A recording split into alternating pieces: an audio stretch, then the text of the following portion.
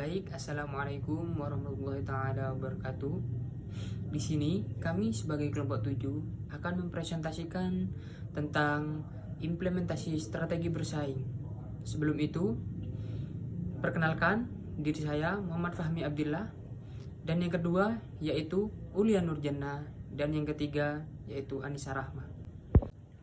Untuk yang selanjutnya yaitu rumusan masalah, di mana rumusan masalah tersebut yaitu apa saja aspek yang perlu diperhatikan oleh organisasi dalam menerapkan strategi, dan yang kedua yaitu bagaimana cara tepat bagi organisasi untuk mengatasi isu-isu yang akan terjadi ketika menerapkan suatu strategi, dan yang ketiga yaitu bagaimana cara mengoptimalkan program evaluasi dan controlling pada penerapan strategi organisasi. Dan yang selanjutnya yaitu isu-isu manajemen dan operasi. Penerapan strategi berarti perubahan dan secara luas. Pekerjaan yang sesungguhnya dimulai setelah strategi yang dirumuskan.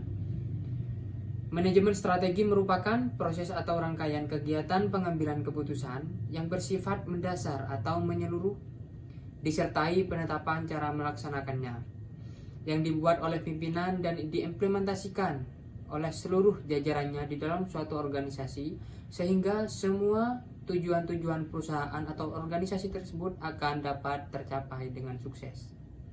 Untuk pembahasan yang selanjutnya yaitu tentang sifat-sifat strategi implementasi. Di sini sifat-sifat strategi implementasi terdapat beberapa sifat implementasi sebagai berikut. Yang pertama yaitu memposisikan kekuatan sebelum tindakan. Yang kedua yaitu mengelola kekuatan sebelum tindakan. Yang ketiga yaitu berfokus pada keefektifan dan keefisienan. Dan yang keempat yaitu proses intelektual. Dan untuk sifat-sifat implementasi selanjutnya sudah tertera dalam layar PPT tersebut. Untuk mempersingkat waktu, mari kita lanjut pada pembahasan berikutnya, yaitu perspektif manajemen. Di sini terdapat beberapa perspektif manajemen. Yang pertama yaitu tujuan tahunan. Menetapkan tujuan tahunan adalah kegiatan desentralisasi yang secara langsung melibatkan semua manajer dalam suatu organisasi atau suatu perusahaan. Dan yang kedua yaitu kebijakan. Yang dimaksud kebijakan tersebut yakni kebijakan memfasilitasi pemecahan masalah yang berulang-ulang kali muncul dan memandu penerapan strategi. Untuk yang ketiga yaitu alokasi sumber daya. Alokasi sumber daya merupakan aktivitas kegiatan utama manajemen yang memungkinkan pelaksanaan strategi.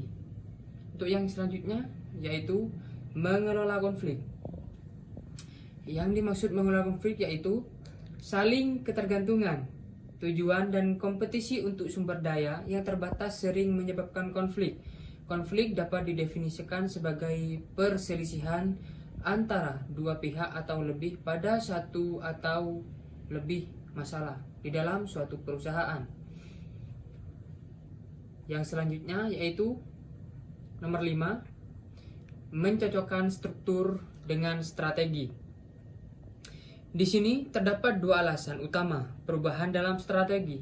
Seringkali mengharuskan adanya perubahan dalam struktur, yaitu yang pertama, struktur sangat menentukan bagaimana tujuan dan kebijakan ditetapkan.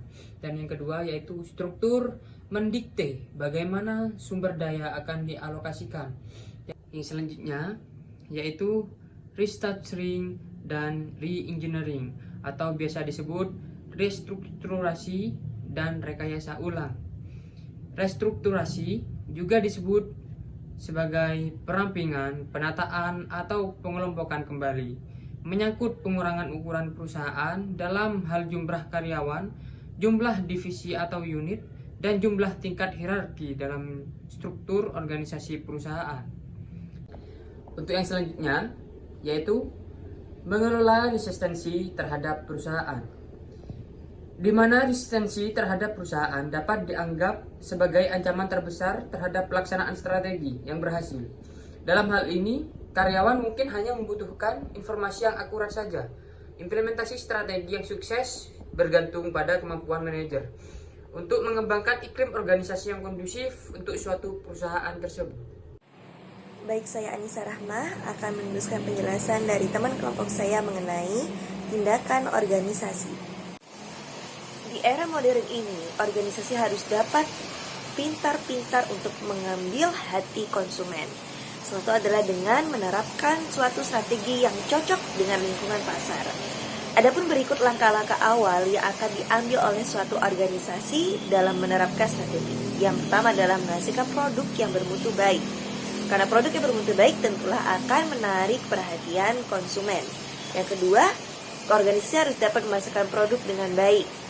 Yang ketiga, mampu menggalang modal kerja dengan baik, manfaatkan modal yang ada walaupun minimum menghasilkan sesuatu yang dapat menguntungkan organisasi. Dan yang terakhir, memiliki sistem manajemen informasi yang baik. Bagaimana konsumen dapat mengetahui produk yang dihasilkan oleh suatu perusahaan jika tidak memiliki sistem manajemen informasi yang baik? Ketika menjalankan suatu usaha, suatu organisasi tentulah telah menimbang beberapa peluang dan resiko yang akan dihadapinya. High risk, high reward. Ketika kita mempunyai suatu resiko yang tinggi, kita juga akan mendapatkan keuntungan yang tinggi pula. Tapi ada baiknya organisasi mempelajari dengan lebih baik bagaimana isu-isu atau resiko yang terdapat pada suatu penerapan strategi. Yang pertama adalah isu pemasaran, kedua isu keuangan atau akuntansi, ketiga isu penelitian dan pengembangan atau bisa disebut dengan lead bank, dan keempat adalah isu sistem informasi manajemen. Isu pemasaran di sini meliputi tentang bagaimana organisasi dapat menjalankan suatu segmentasi pasar, yaitu menganalisa pasar, apa yang dibutuhkan oleh konsumen, dan dapat memenuhi kebutuhan tersebut. Lalu berikutnya adalah positioning product. Apakah itu positioning product? Positioning product di sini berarti organisasi berusaha untuk menciptakan produk ataupun jasa yang dapat memenuhi kebutuhan konsumen dan dapat memberikan suatu consumer experience di mana nanti konsumen akan terus memakai produk ataupun jasa yang berhasil dibuat oleh organisasi. Berikutnya adalah isu keuangan atau akuntansi. Di sini berhubungan tentang bagaimana suatu modal yang dimiliki oleh suatu perusahaan dapat memberikan keuntungan secara mendasar bagi organisasi setelah menerapkan strategi. Di sini terdapat proses-proses seperti penentuan modal, proyeksi laporan keuangan, dan juga pembuatan anggaran keuangan.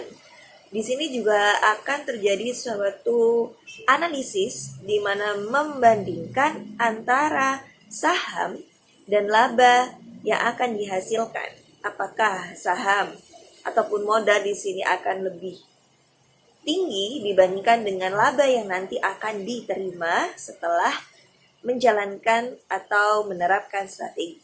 Isu penelitian dan pengembangan atau lead bank di sini berhubungan dengan bagaimana untuk membuat suatu kinerja karyawan menjadi lebih baik. Ya, di mana organisasi tidak akan berjalan tanpa adanya karyawan yang bermutu baik.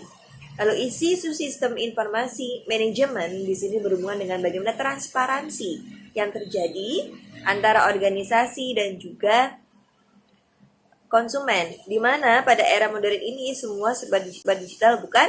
Nah, di sini diuji bagaimana komunikasi yang terjadi antara konsumen dan juga organisasi tidaklah hanya satu pihak saja, namun bisa jadi komunikasi dua pihak atau dua arah, di mana konsumen dapat memberikan kritik dan saran dan di mana organisasi dapat mengerti apa yang diinginkan oleh konsumen. Perkenalkan, saya Ulia Nurjana, NIM 2208 20 10 10 18. Di sini saya akan menjabarkan part terakhir dari bab ini, yaitu evaluasi dan pengendalian.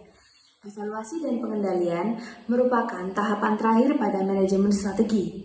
Pada umumnya, manajer melakukan tahap evaluasi untuk mengetahui sejauh mana strategi perusahaan berjalan dan bekerja dengan baik.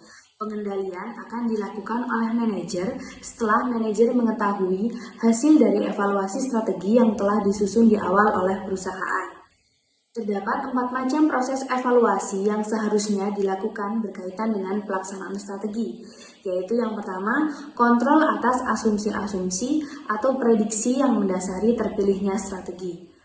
Apakah masih tetap valid? Jika prediksi tersebut telah berubah, maka strategi juga harus dirubah. Misalkan aspek perekonomian, aspek industri, dan persaingan telah berubah, maka analisis dari organisasi atau perusahaan juga haruslah diupdate atau diperbaharui. Kemudian yang kedua, kontrol atas implementasi. Jika terjadi incremental action, misalnya perluasan pasar, peningkatan produksi, dan perubahan atas biaya, maka strategi juga harus disesuaikan. Kemudian selanjutnya adanya kontrol atas perubahan lingkungan. Suatu contoh, misalnya Lotus Development Corporation membuat spreadsheet Lotus 123 dan spreadsheet ini sukses di pasaran, tetapi sangat mudah programnya untuk di-copy. Nah, akibat adanya aktivitas copy mengcopy ini, Lotus Development Corporation akan mengalami kesulitan di bidang penjualannya. Untuk itu, LDC akan mengeluarkan upgrade-an terbaru dengan menjual kepada konsumen menggunakan big discount. Kemudian untuk selanjutnya, kontrol atas hal-hal yang berubah dengan cepat atau kontrol yang berada di luar harapan kita, misalnya adanya kudeta, adanya racun pada kapsul, atau adanya perhatian yang besar pada persoalan halal dan haram terkait lemak babi, atau yang paling lagi hitsnya di negara kita atau di dunia ini adanya pandemi, sehingga maka strategi yang diterapkan oleh perusahaan juga harus disesuaikan. Terdapat 4 perspektif, yaitu perspektif keuangan, perspektif konsumen, perspektif internal, dan perspektif sumber daya manusia atau perspektif tata kelola perusahaan. Untuk perspektif yang pertama, yaitu perspektif keuangan, pengukuran kinerja keuangan akan menunjukkan apakah perencanaan dan pelaksanaan strategi memberikan perbaikan yang mendasar bagi keuntungan perusahaan. Perbaikan-perbaikan ini tercermin dalam sasaran-sasaran yang secara khusus berhubungan dengan keuntungan yang terukur, pertumbuhan usaha, dan nilai pemegang saham. Kemudian berikutnya adanya perspektif pelanggan. Perspektif pelanggan memiliki 2 kelompok pengukuran, yaitu Customer Core Measurement dan Customer Value Proposition. Di dalam Customer Core Measurement memiliki beberapa komponen pengukuran, yaitu adanya market share, customer retention, customer acquisition, customer satisfaction, dan customer profitability. Kemudian Customer Value Proposition merupakan pemicu kinerja yang terdapat pada core value proposition, di mana didasarkan pada atribut-atribut sebagai berikut, yaitu antaranya produk atau service, customer relationship, juga terkait dengan image and reputation yang menggambarkan faktor-faktor intangible yang menarik seorang konsumen untuk berhubungan dengan perusahaan atau tetap menggunakan produk atau jasa yang diproduksi oleh perusahaan. Kemudian selanjutnya adanya perspektif proses bisnis internal, di mana dalam proses ini scorecard memungkinkan manajer untuk mengetahui seberapa baik bisnis mereka berjalan dan apakah produk atau jasa mereka sesuai dengan spesifikasi pelanggan. Terdapat perbedaan antara pendekatan tradisional dan pendekatan balance scorecard, yaitu yang pertama, jika di dalam pendekatan tradisional berusaha untuk mengawasi dan memperbaiki proses bisnis yang sudah ada sekarang, sebaliknya, dalam BSC melakukan pendekatan atau berusaha untuk mengenali semua proses yang diperlukan untuk menunjang keberhasilan strategi perusahaan, meskipun proses-proses tersebut belum dilaksanakan. Jika di dalam pendekatan tradisional, sistem pengukuran kinerja hanya dipusatkan pada bagaimana cara menyampaikan barang atau jasa, sedangkan dalam pendekatan balance scorecard, proses inovasi dimasukkan dalam perspektif proses bisnis internal. Kemudian selanjutnya adanya perspektif pembelajaran dan pertumbuhan. Proses pembelajaran dan pertumbuhan ini bersumber dari faktor sumber daya manusia, sistem, dan prosedur organisasi.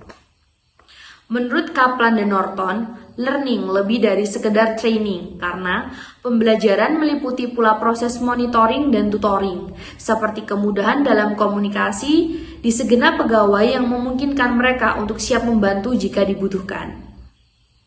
Dalam perspektif ini, perusahaan melihat tolak ukur employee capabilities, information system capabilities, dan motivation, empowerment, and alignment.